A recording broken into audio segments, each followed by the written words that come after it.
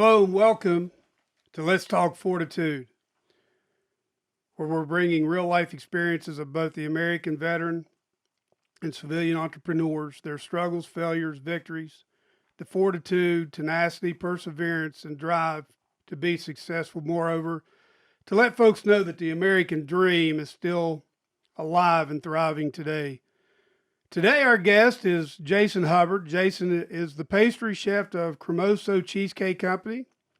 Chief, he is the chief, the chef and owner of Comfort Cuisine Catering. I hope you're still doing. I got to pull that off Facebook. It sounds good. Hey, we'll roll with it even if it's not.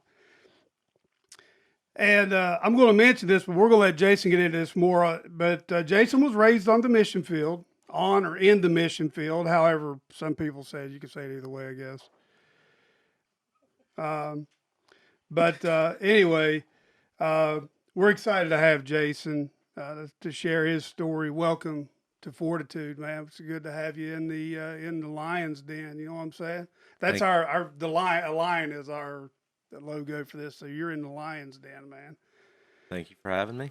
By the way, he makes the best cheesecake there was. So I invite him to come over. He sends me a text message. Hey, man, you want some cheesecake? I'm like, yeah. I said, but you have to bring your card. Oh, I got to take care of. So there's 4 cheesecakes about. I can see y'all know.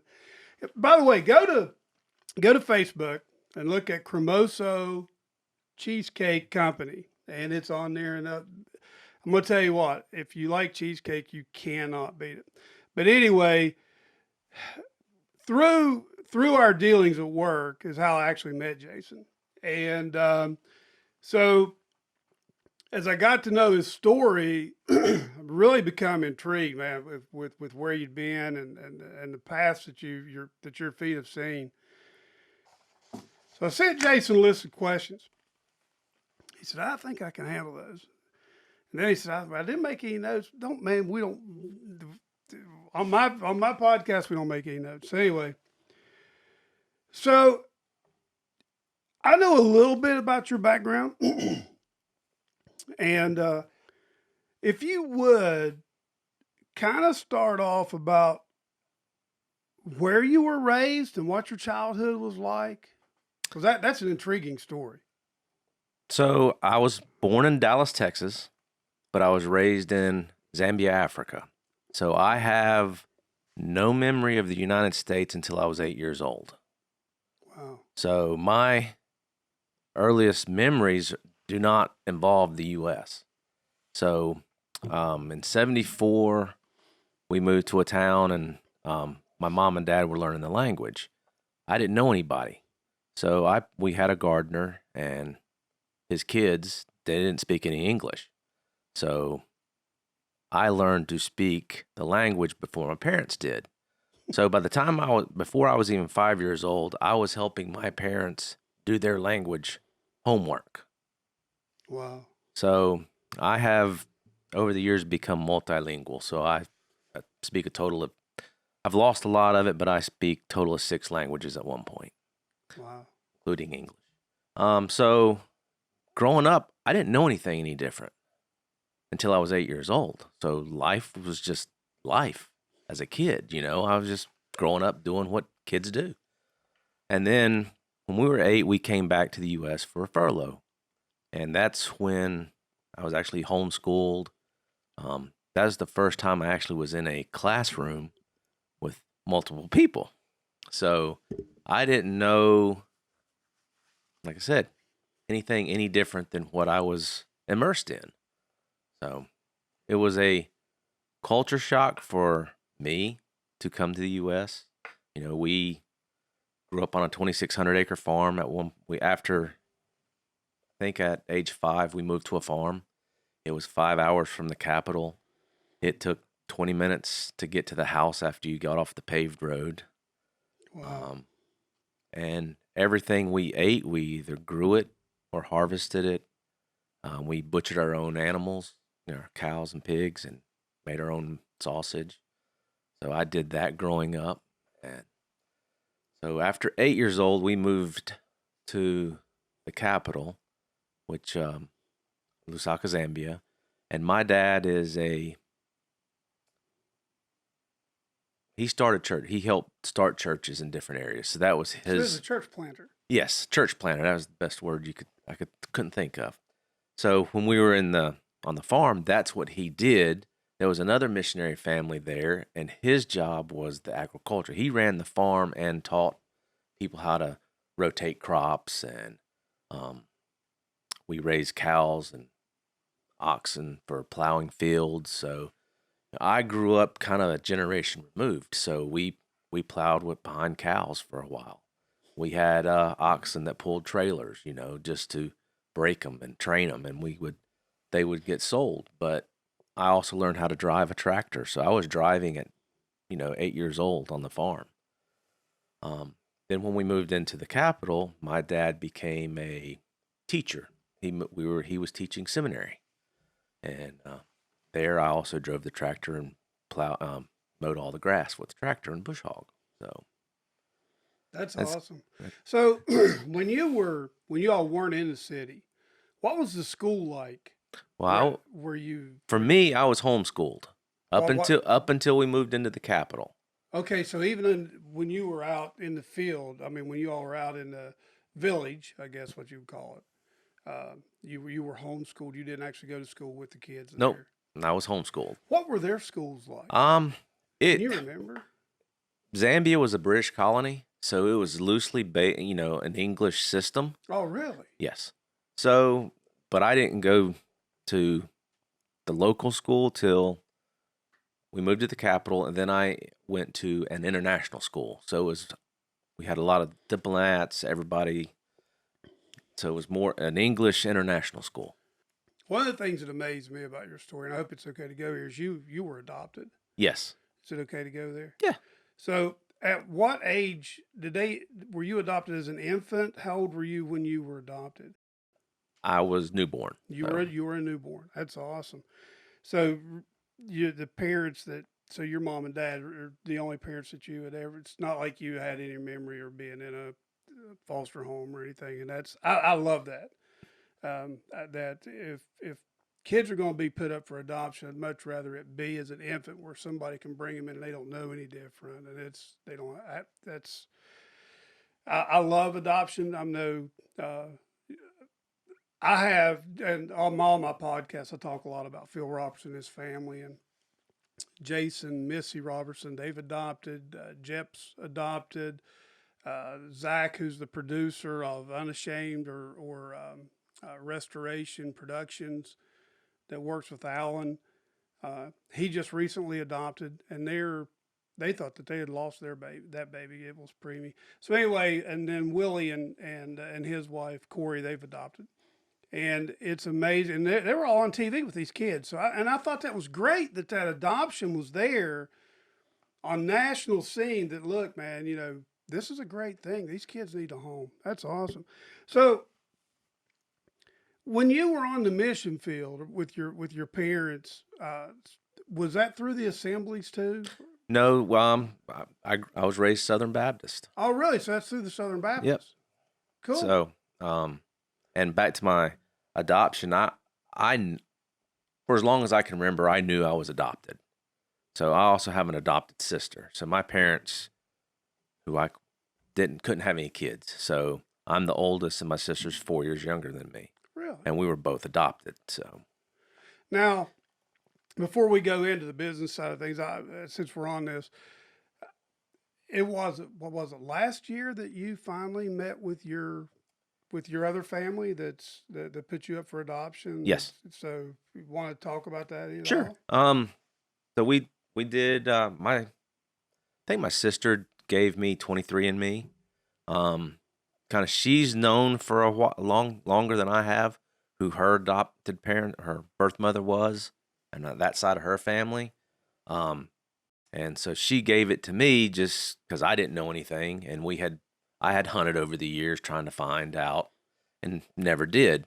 And so we did the 23andMe, and of course it was new to me. So every day I was getting on there thinking, "Oh, I'm gonna find out today. I'm gonna find out today," and I didn't. So I kind of come to the realization of I may never, and so I just accepted it. And then it would be get on there once a month maybe and look, and then all of a sudden I got I got a message from my half sister, and it shocked me. And I didn't know what to do. So I had to make sure it was real, how to proceed. And it took a day before I could even answer. So, and then it just went fast, and then I found out I have an older half brother. Found out about my birth mother. Still haven't found out my birth father. I know his name, but it's one of those, I think if he wants to find me, he will.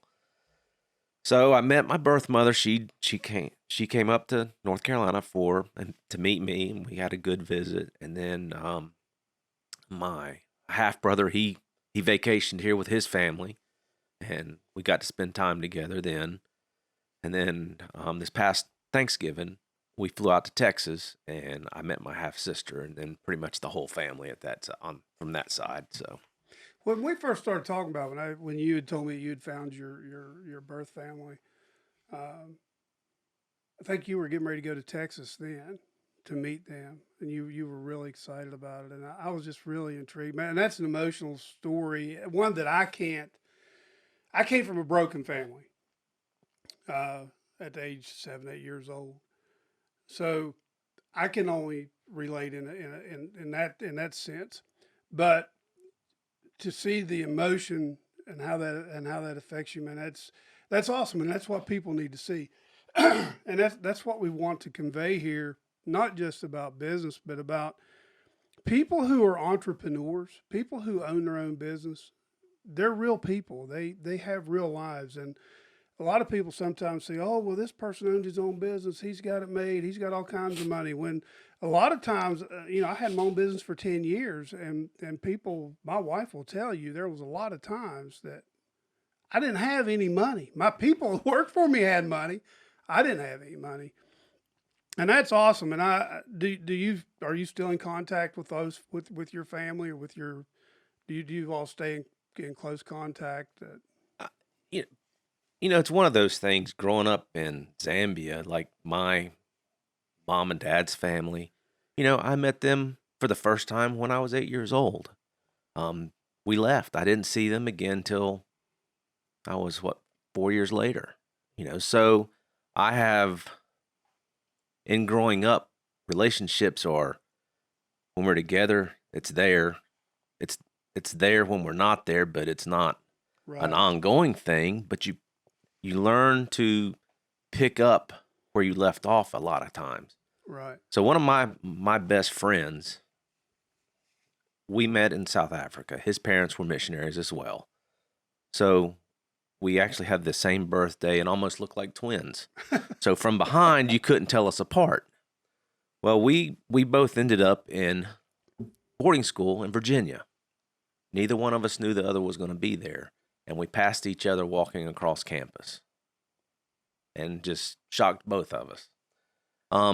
But I have, since we graduated high school, I've probably seen him 3 times, but we will text each other just out of the blue, like nothing's happened. No time has elapsed, and that's kind of how relationships got. And it's one of those things. Having grown up in Africa the way I did, there's a culture called third culture kids, and so it's military diplomatic kids, and that's one of the traits of a third culture kid is you build relationships fast. You learn to read people, and you build a good relationship very fast, and it's lasting, even though there's times that years you may not be in contact with each other, but when you get back in contact, it was like it was yesterday that you saw them. right. That's awesome. That truly is. When you were telling me when you that you actually then you come back and went to college. I did. I finished high school for 2 years in boarding school. That was time for my parents to furlough again. I actually went to college in Texas. Never did like school. Um, I've played sports as long as I can remember, and The school I went to, I was playing basketball and football, but my love has been soccer. And you're very good. By the way, Chad, I forgot to tell you this. He's very, very, I've been told, very, very, very, very good. That's so probably not enough very. so I actually dropped out of college and started playing soccer. And we were a traveling team. We were out in California and South America, and so we traveled and played. And then, you know, had my parents left and really had no guidance, and met a girl, and life happened, and I have 2 kids here in North Carolina. I actually have 3, but 2 by my first wife. So that's how I ended up in North Carolina and kind of got out of that role of soccer, and it brought me to North Carolina. So Do you still play? I actually quit about 6 years ago.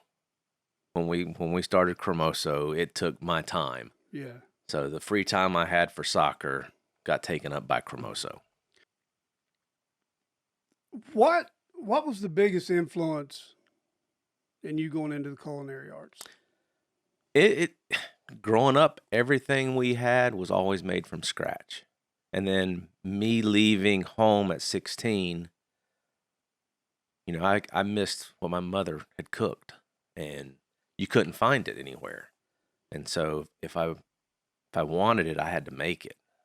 And then in doing that, it goes back. When I was 9, I complained about what she had cooked one night for dinner, and she had a bad day, and she said, "Well, if you don't like it, you can cook for the rest of the family." And she gave me the day I was going to cook and told me she'd take me to the grocery store and we'd buy whatever, but I was fixing dinner for the family. And if they didn't like it, they were going to complain about it.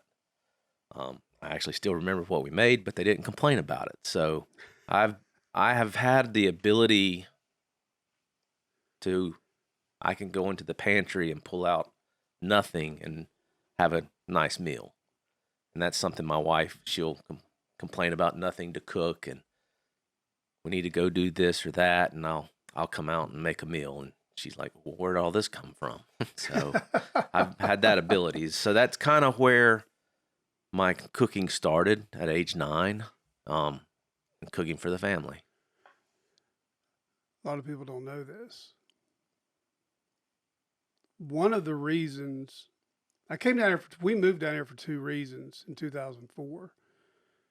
One was so that I could start my own business, and I was going to paint and pay my way through Johnson & Wales. I was actually accepted in the inaugural class of Johnson & Wales University here in Charlotte. But when I went to visit and realized what it was going to cost me, I'm like, I can't do this, man. I don't have this kind of money. And lo and behold, long story short, I ended up just doing painting full time for 10 years. But so, have you attended culinary school? I have not. So everything you're just self-taught. I am self-taught.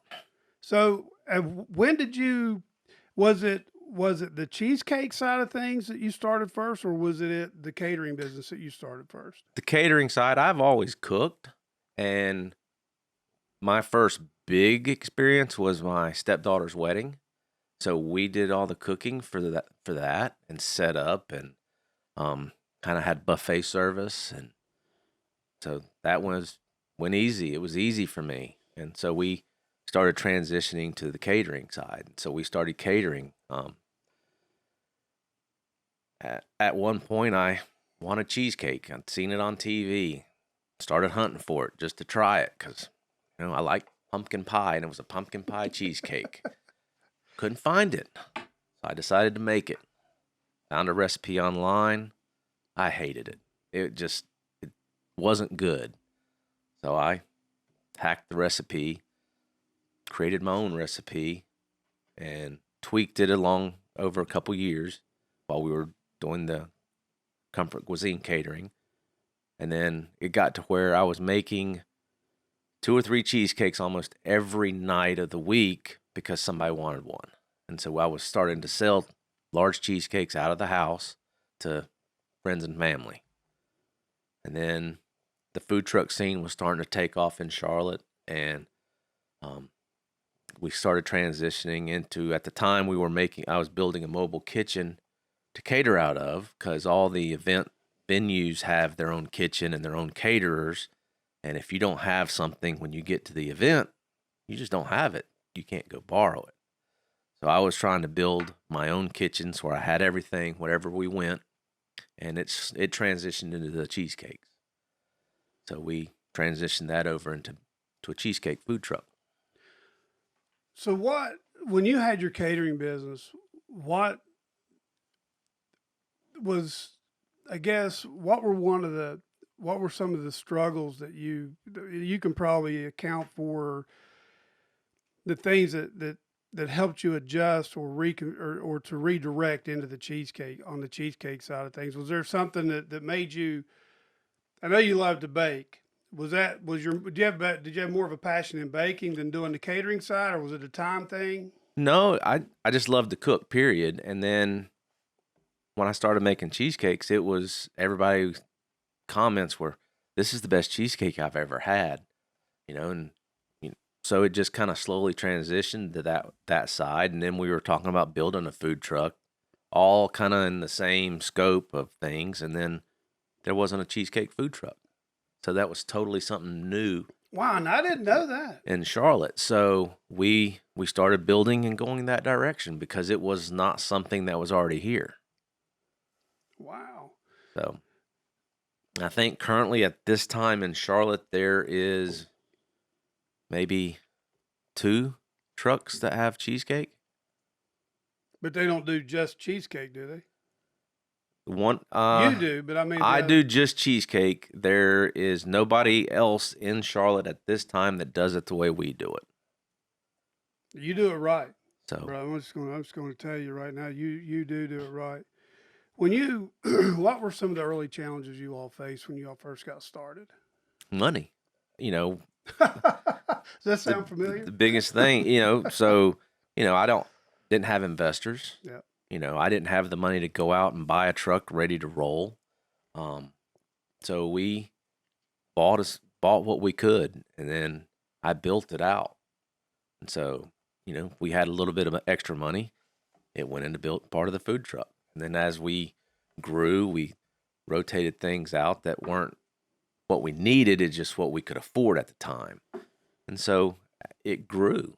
And, we started in a trailer. We've transitioned. I built a food truck now. That looks good too. So it's very inviting when you come up to it. When you come to the food truck, when there's trucks there. I got to say, out of all of them that were out there that day, that yours was actually the most inviting to us. And I'm not just saying that because you're sitting here. And I don't know, there was just something about the other trucks. My wife went up to one. I don't know if you know which one it was. You all were here, and then there was like a hamburger thing here, and then there was that. My wife went over to this one. She said, "I have no idea what they're selling." She said, "How do you even know what to order at this place?"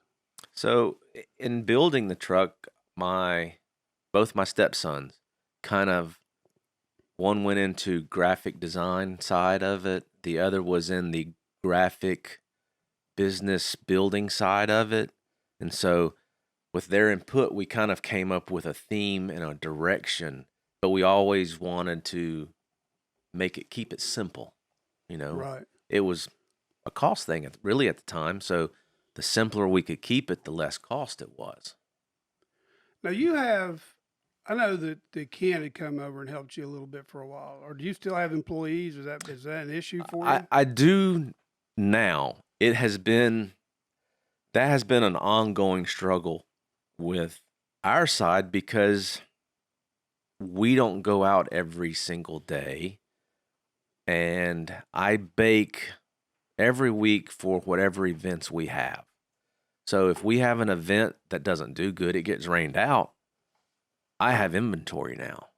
Oh, yeah. So the next week I'm already ready for. So I had to find employees that didn't need a job. They just wanted some extra money.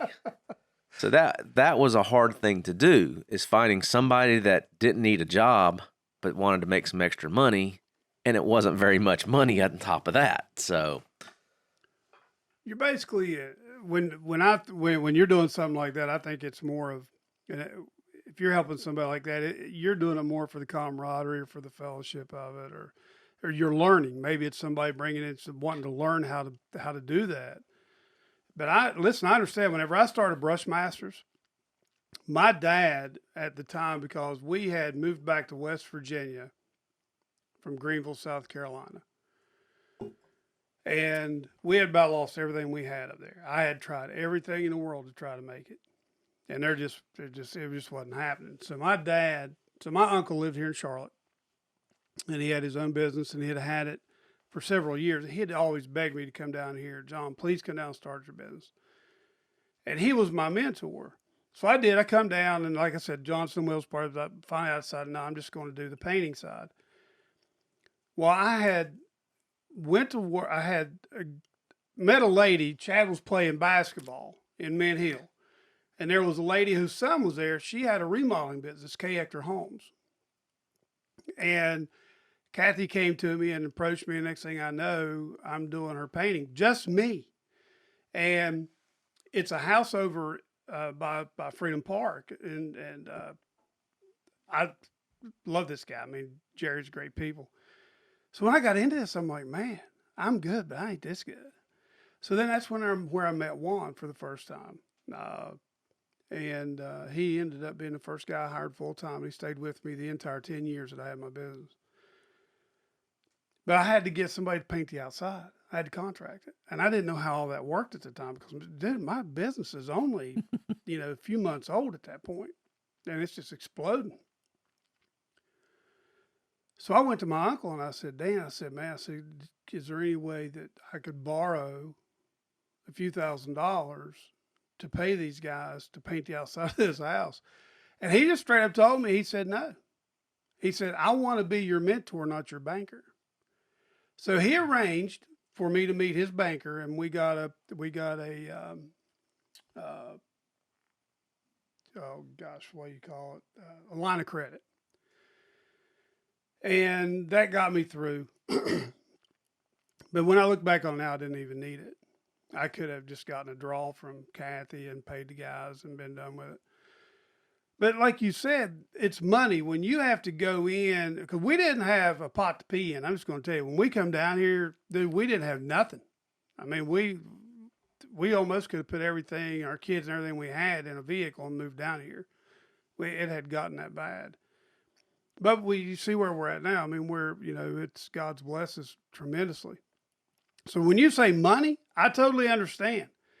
Because even with what we're doing with the podcast, the shelter hole, if you go back and look on YouTube of the shelter hole, when I first started that channel, of the video, of what it looks like and the sound and where it's at today, it's amazing what it does when you save and you're able to do a few things. That's awesome. So my next question for you would be, who would you say had the greatest impact upon you? What you went to school for, and even the culinary side of things? Was there somebody that had a huge influence or a huge impact in your life? not that I have as a mentor that I even personally know. My like I said, my mother, she cooked. She made stuff from scratch. So growing up in that environment, I learned how to cook. Um, so over the years, when watching Food Network, Guy Fieri won Food Network. For whatever reason, I looked like him. Yes, you did. I started getting that, hey, you know who you look like? You look like so and so. I just my daughter, my oldest daughter, was going through beauty school, and one of the things she had to do was do a men's haircut, and she had to do a color.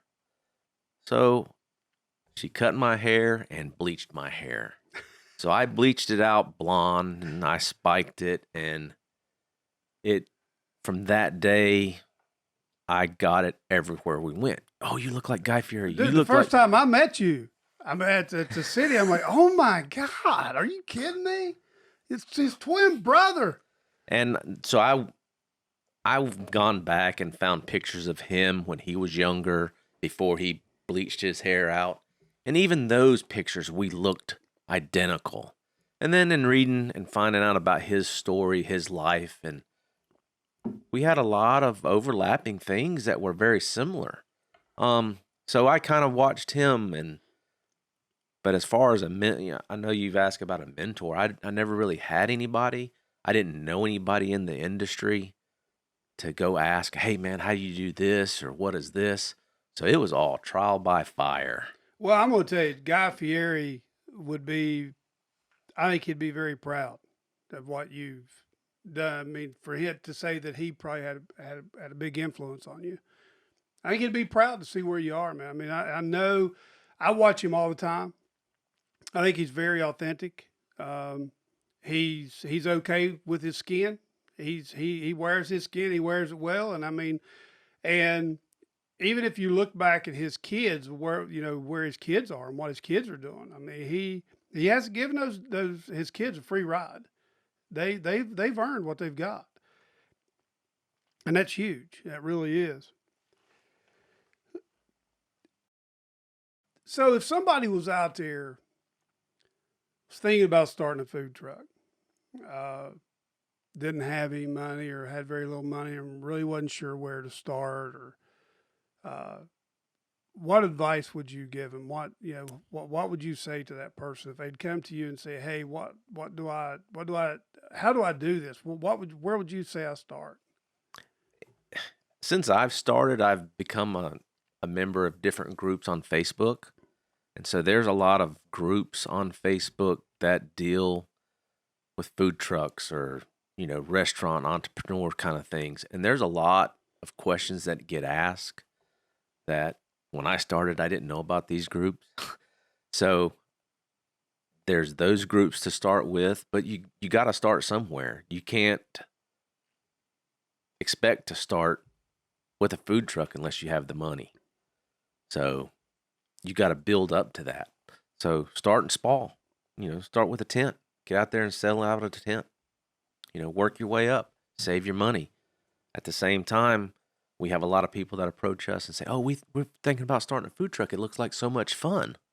Yeah, they don't have any clue. It is a lifestyle. A food truck is a lifestyle because if you're the owner and you're the operator, there is never a downtime. You know, my wife handles the business side of everything. I do the cooking side of everything, and then we meet in the middle in the food truck. She runs the window. I do the decorating, and so she's always on the computer. She's booking the events. I'm in the kitchen baking. So I start my days start at 7 in the morning. When I get off my first job, I have about an hour and a half before I'm on my second job, and then I end up at home about midnight. So it's all of that nobody sees is all the time in the kitchen. Well, if you have a day off, well, you're going to buy product or you're going to check out a location for an event, see how that's working, what the crowd looks like, so that when you go there, you know what to expect. Now, do you have a kitchen? Or are you doing this at home? No, we rent a commercial kitchen, the City Kitch. It's in University area. It is the former K&W building, cafeteria built where they were. So it is a commercial space. Most food trucks have to work out of a commissary or a certified kitchen. So it is easier to have a commissary to work out of because I don't have to upfront all the equipment cost. Right. I have to pay my rent, but the equipment is there to use. In all Yes. that. That's awesome. Yeah, I didn't know if you were doing all that from home or The volume that we end up are having to do now to keep up with the events we go to, there's no way I could cook at home. So when you say you rent your equipment, it's included with your rent. Is it one of those? Do you have like a machine that forms your cheesecakes, or that puts it out, or do you have to? Are you sitting there doing everything by hand, or? I do most everything by hand. I'm fortunate, I guess, with my upbringing in Zambia that if you didn't have it, you made it, you found it, you whatever, you made it work. When we started, I bought some cheesecake pans. They're springform pans, and I hated them. I absolutely hated them. So I made my own pans for my cheesecakes. It was cheaper. They're more efficient. They just worked better. So I made my pans. And then That's crazy. so that's been so one of those things that having grown up in Africa, I've transitioned that through everything. So I've learned to just adapt and make it work.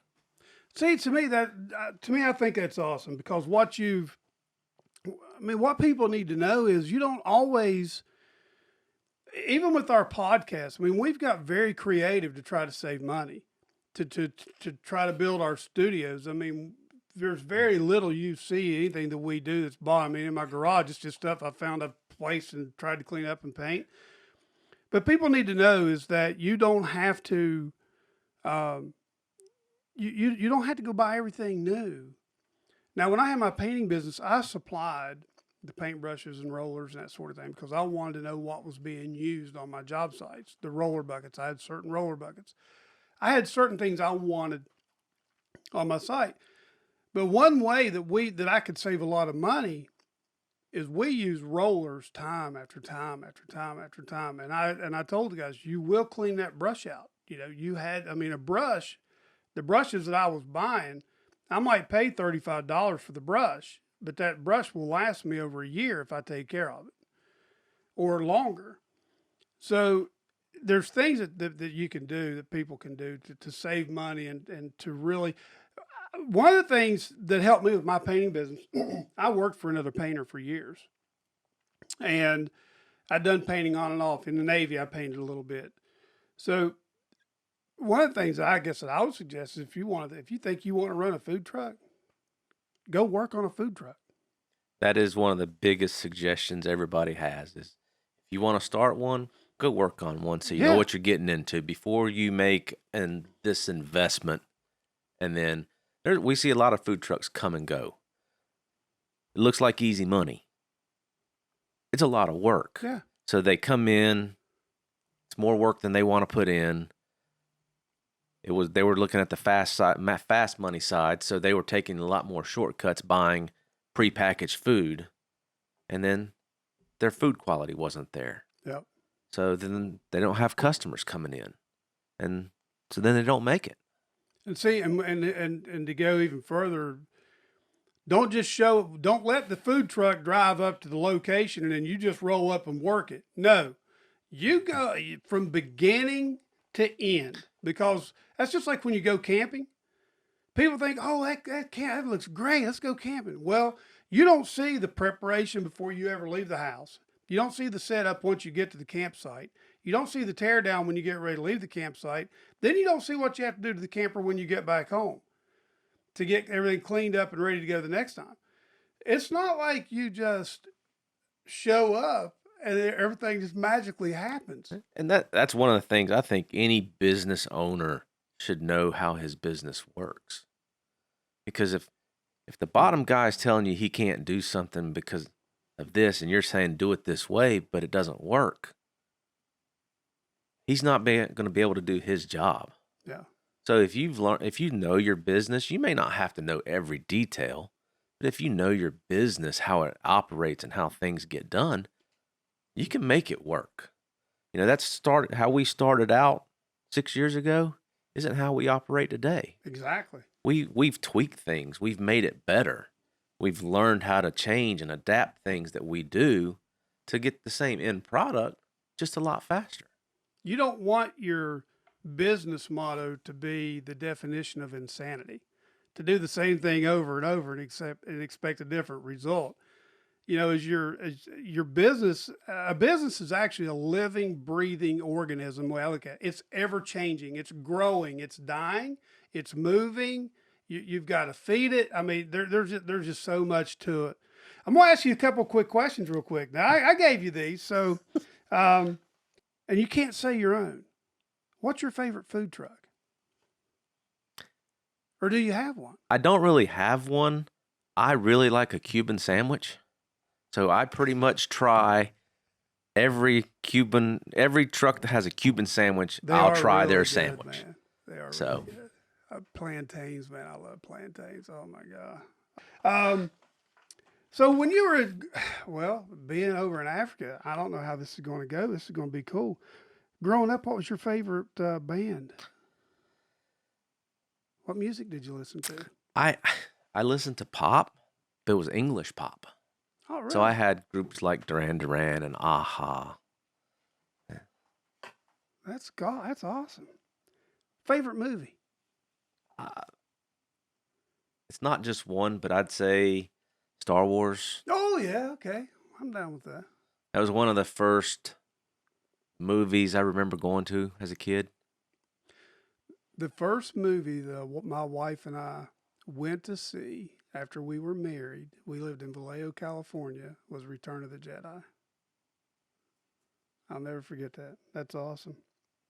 So you go into the movie theater. What's your favorite snack? If you go to the snack bar, what are you getting to watch the movie? You always got to get popcorn, but when you go to the sweeter side, I like Reese's Pieces. Oh, okay. I'm down with that.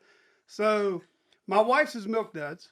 We've got to get popcorn. It's got to have like Tons of butter. Oh, butter and salt, man. I mean, I should have been a deer or a cow. I'd lick a salt lick if I had one in the kitchen. That's awesome. Favorite book? Growing up on the farm, the other missionary family and my dad, they read Westerns. So author-wise, and pretty much the only books I read are Westerns. But I like Louis L'Amour.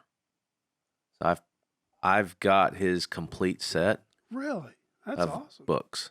So my dad's pieced one together, which he gave me, and he still has a complete set as well. That's awesome.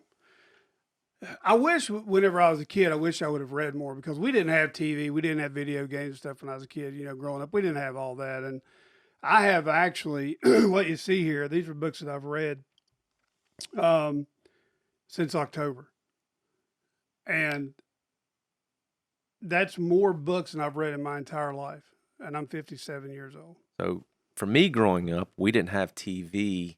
We didn't own a TV till I was 14 years old. Wow. We didn't even watch TV. No wonder you're so educated and know so many languages. You had to find something to eat up that. So when we moved to the capital, is when we first were able to watch TV. And their TV came on at 5 o'clock in the afternoon. It went off at 10 o'clock at night. It's almost like living in the States. At 5, there might be a few American cartoons. So we had Bugs Bunny and Roadrunner, and those kind of the cartoons I grew up on. And then it was other stuff, and then they might show an American show. And then if the president came on, that was it. There was no flipping channels. It was. You watch. There you go. Yeah. So we didn't have, like I said, TV growing up at all. The first house we moved into on the farm, we actually had an outhouse. So my grandmother's house. We were just looking at pictures. I found a disc when I was cleaning out this closet. But there was a picture of my. Down here.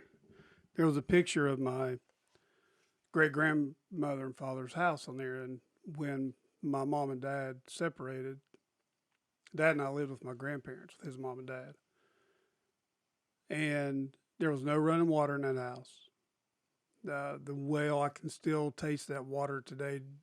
Pulling the water out of the well in a bucket, sit there and crank it up, and listen, people today would flip out, dude, because there was no antibacterial anything. The ladle hung on a wooden post at the well. It didn't get washed every time somebody drank out of it. When you went to, if there was 10 of you around Everybody drank out of the same well. They scooped out of the same bucket. Listen, I survived, and you probably did too, drinking out of a water hose. Yeah, you don't do that anymore. It's going to kill you. So don't drink out of a water hose You anymore. don't do that anymore? That's what they say. Don't drink out of water hose. Except I survived it. You know, we also survived no seat belts. We were talking, we used to ride for an hour in the back roads of West Virginia through the hills, going to 4-H camp in the back of Tony Parsons' truck, standing up with our hands on the top of the cab. That's how we rode for hours. And I can't tell you how many bugs I ate. But so, last two. Do you do any hunting or fishing? Or have you in the past? I don't like to fish. I usually fish with a baseball bat. I catch more fish that way. Hunting, I never had a lot of experience with it, just because I was where we were growing up. We didn't own a gun. It was kind of hard to bring guns in. Right. You know, so I didn't have that experience. Then I've been not around anybody that really hunted much. So the last one. Where's your favorite vacation spot? I'm a mountain guy. My wife says the beach. Oh, man, that sounds like me. Now, I'll tell you this. My wife used to be the beach, but now she's turning more towards the mountains as well. I did 10 years in the Navy, dude. And whenever I'd come home, everybody said, well, let's go to the beach. I'm like, go to the beach? I live on the water. I've seen enough. People say, let's go on a cruise. I'm like, no. Let's go to the mountains of Colorado. Let's go look for the Longhorns or something, or the Rams. I don't want any more of that. Man, it's been an honor having you here. It really has. And I will get you back, because there's more I'd like to dig into about living and being over in Africa, and I'd also like to talk to you a little bit about like what you're doing and get Chad in on this as well next time. Maybe the three of us can talk about it, because you're very involved at your church with the audio visual sound and all that stuff. And I would love to dig into some of that and get some of your experience on that as well. And I'm sure Chad would too. Yeah, at church now, I'm learning. It is a total new experience for me. I have been involved in sound when tracks were played, it was a cassette tape getting put in the machine. And so that was the most knowledge I had, was that kind of side of things. And this new digital age is really new to me. So I'm actually just learning, but it's enjoyable. Awesome. Hey, thanks everybody for joining in to Fortitude. Jason, thank you so much for coming in. Please, if you're in the Charlotte area, if you're even the surrounding areas, real quick, some of the areas you go to that they might be able to find your food truck, but give us a look. Where all can we find you? We will be Concord, Charlotte, mostly during the week. We do events in Greensboro, Winston-Salem, Burlington, Pilot Mountain, and Mount Airy. And then social media wise, where all can they find you? Instagram. We don't do a whole lot on Twitter anymore, but Instagram and Facebook mostly. Cremoso Cheesecake Company, Jason Hubbard. Reach out to him and support this guy, man. I mean, he's a great individual, and it's an honor to have you here, Jason. Thank you so much. Thanks everybody for joining in to Fortitude, and this is just a small sampling of all we have to come, and thanks again for joining us. See you in the next one.